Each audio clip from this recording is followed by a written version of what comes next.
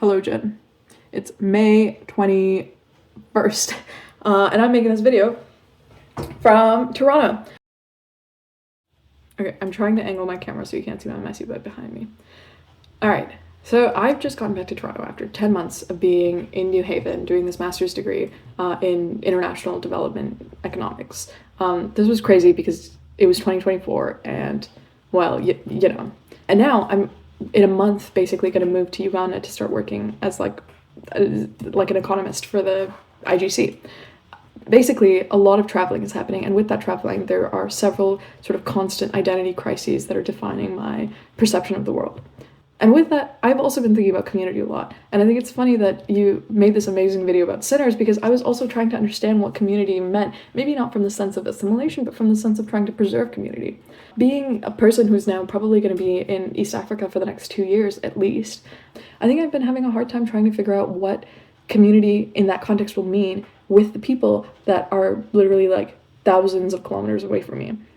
I have you and I have the wonderful people in Toronto, but I also feel like I'm kind of alone because I've been the only person having the sorts of experiences that I've been having. And I think this has meant community has just been a lot harder to understand and also to create. I've been thinking a lot about how community has been so defined by proximity in my life, and I think this is true for all of like human history, that community is proximity. And maybe this is sort of changing with the age of the internet, but I think it's still true that you only really interact with the people that you bump into in your day-to-day life. And Jen, you and I really only started talking to each other because we happened to be in the same college classes and because we were forced to engage with each other in the context of the system that we were existing within. But what happens when that system stops existing and you stop having people that have followed the same paths as you or who are interacting with the same sorts of problems as you on a day-to-day basis? Well, this has been like a particular problem for me as someone who was in the States during the political climate of 2024 and 2025. And so I was, as someone who was in international development, thinking a lot about what, my own values and my own moral systems of decision-making were, but also like what I was willing to sacrifice in my own life. And so this led me to this essay by Bell Hooks on love as a practice of freedom. And so she references this guy, M. Scott Peck, who's written this self-help book called The Road Less Traveled. And she quotes Peck as defining love as the will to extend oneself for the purpose of nurturing one's own or another's spiritual growth. And she further quotes him as saying, everyone in our culture desires to some extent to be loving, yet many are in fact not loving. I therefore conclude that the desire to love is not itself love. Love is as love does. Love is an act of will, namely both an intention and an action. Will also implies choice. We do not have to love, we choose to love. And I found that it was really helpful to have my friends in Toronto who could ground me in their perceptions of the world, given that we had shared values and shared understandings. It wasn't just that they were kind of like a commitment device, forcing me to stay true to the values that I had expressed to them and that we had kind of evolved or shaped together for ourselves, but it was also a opportunity to feel empowered in my decisions, in my values, and in my agency, I guess, because these were people that were able to navigate the world pretty effectively and with a lot of grace, and who had the same opinions that I had, or the same sort of beliefs about power and oppression that I had. Because now these people weren't just people who were bumping into me on a day-to-day basis, but they were people who I was really choosing to interact with.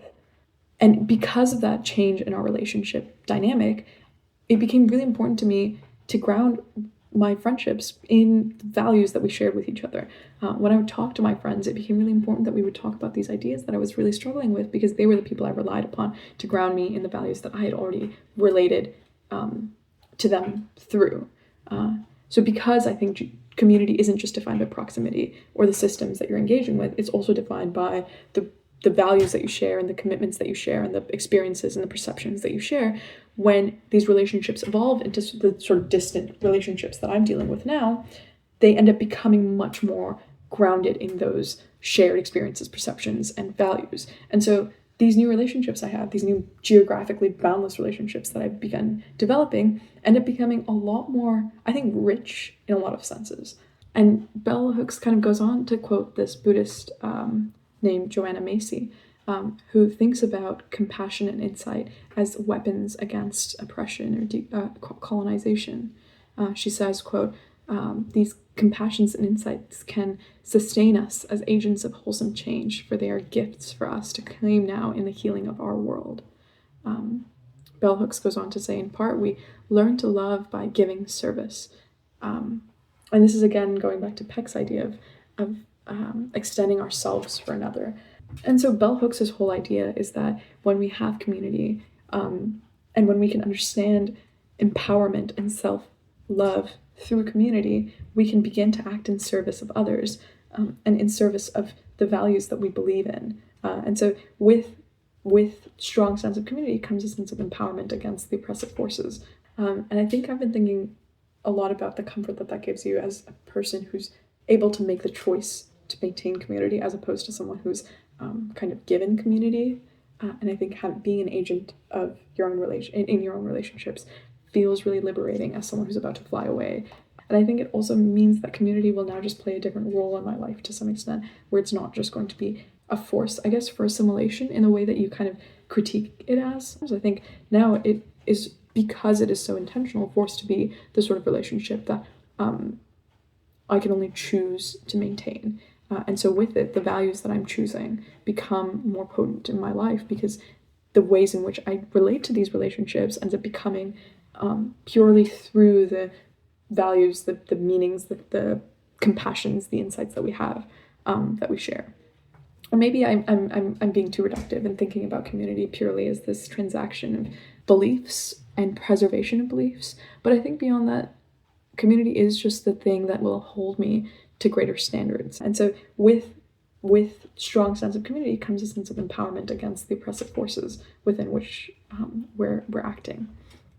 I don't know if I'm saying anything that makes any sense, but basically, I'm not worried anymore that I won't have community, because you can choose to have community, and the choice to make community ends up creating a stronger sense of it.